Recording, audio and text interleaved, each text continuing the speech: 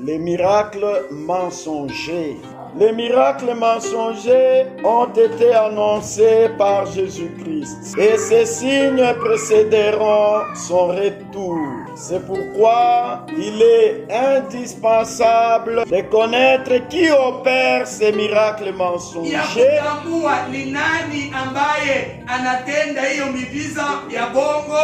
et qui les demande. Ce sont les faux Christ. Lisons Matthieu 24. Et versets 24 jusqu'à 25. Ce sont les faux Christ qui opèrent les miracles mensongers. Ce sont les faux prophètes qui opèrent les miracles mensongers sous la puissance de leur maître le diable.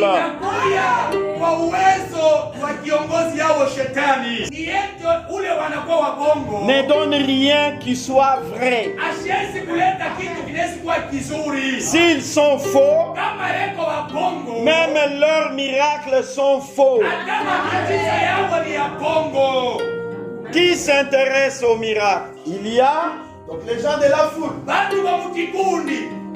Il y a les tentateurs. Et ce mot tentateur s'applique au diable. Il y a aussi une génération méchante adultère. Il y a Hérode.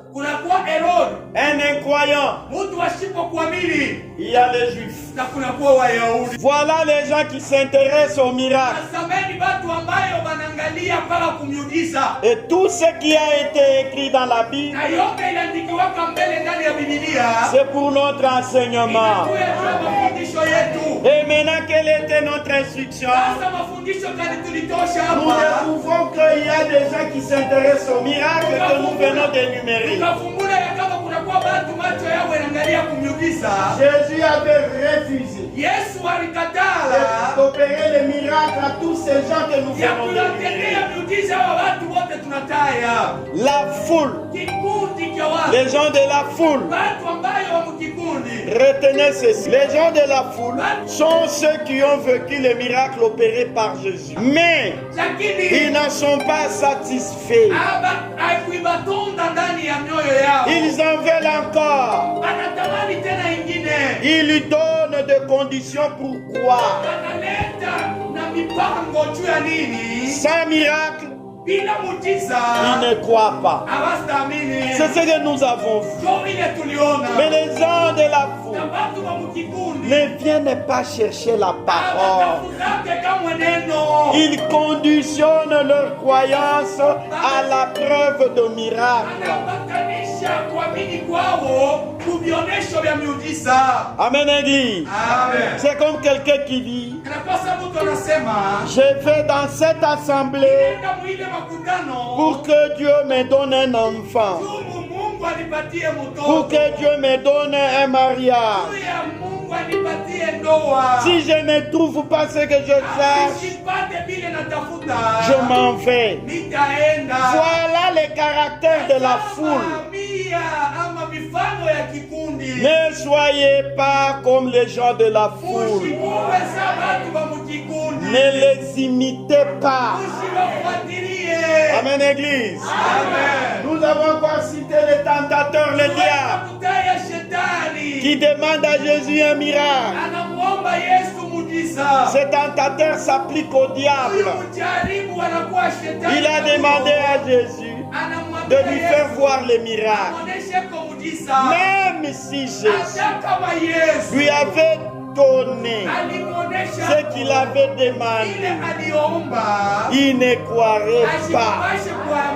Amen, Église. Amen. Même si Jésus avait transformé les pierres en pain, il ne changera pas, il restera toujours diable. Même si Jésus change les pierres en pain, Satan ne croirait pas. Amen, Église. Amen. Donc ne ressemblez pas au diable. Nous avons cité une génération méchante et adultère. Les gens de cette espèce demandent aussi les miracles. Ce sont les Juifs. Je Jésus leur a fait voir beaucoup de miracles. Mais ils ne l'ont pas cru. Même le dimanche passé, nous avons lu, Jésus avait dit, j'ai fait parmi vous, mais vous n'avez pas cru. Ils l'ont rejeté. C'est pourquoi Jésus leur a refusé des miracles qu'ils demandaient. Cette génération méchante et adultère ne mérite d'autres miracles que celui de Jonas. Les nations ont la chance de vivre ces miracles. Quand Jésus-Christ est venu chez nous en nation, cela est un miracle. Jésus-Christ et Jonas aux nations. Nous avons encore cité Hérode. Un incroyant. Cet homme désirait vivement voir un Jésus amuseur. Il désirait vivre les spectacles que lui offrirait Jésus. Et Jésus n'en a pas fait. Beaucoup aujourd'hui veulent voir le spectacle. Ils ne se préoccupent pas de la parole.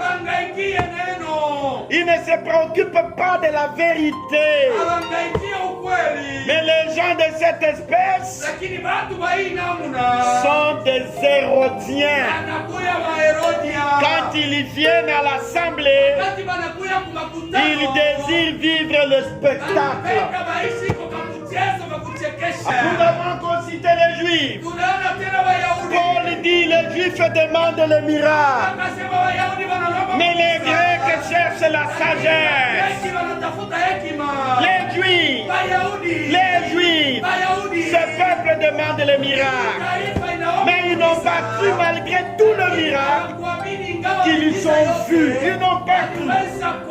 Ils ont vu de véritables miracles, capables même à les amener à croire au Messie qu'ils attendaient. Jésus a opéré, mes amis, des miracles véritables. Mais les miracles que nous voyons s'opérer aujourd'hui sont mensongers.